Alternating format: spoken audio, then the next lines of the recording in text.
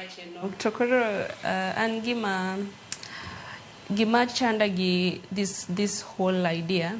Onyalo bedo ni en gima ber adieri, but pok gilero ne jonyuol aliera kaka the criteria magidhi tiyo godo kata kaka it is going to take place. Ngech jonyuol mang'eny pod kia exactly ni to scholarship ni is it the same gi loan to ki apply cause he apply just once but o kata for both scholarship and help kaka janyuol na he applied for a brother na moro mane join onengo join embe gi joma dhi join this year.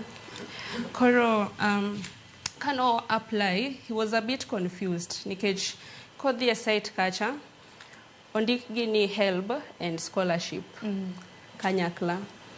Koro ikiani kise apply mano be is it catering for both scholarship gi help because so you'll have to apply kendo for scholarship bange. Kasto machielo and about the bands nikech ingeni inyalo bedo ni injanyuol ma an between 30,000 kaki wacho no but body struggle and I believe ni we all have equal rights to accessing education. Koro okoningo gi ket ni jomoko yudo matin to jomoko yudo mang'eny nikech in as much as inyalo bedo ni yudo 5,000 per month to janyuol moro yudo 30,000 per month mano ok en guarantee ni you are capable of catering for your child's needs in school.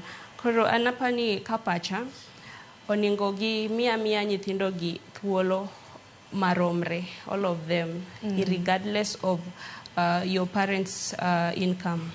Yes. Akini babu ka hin podi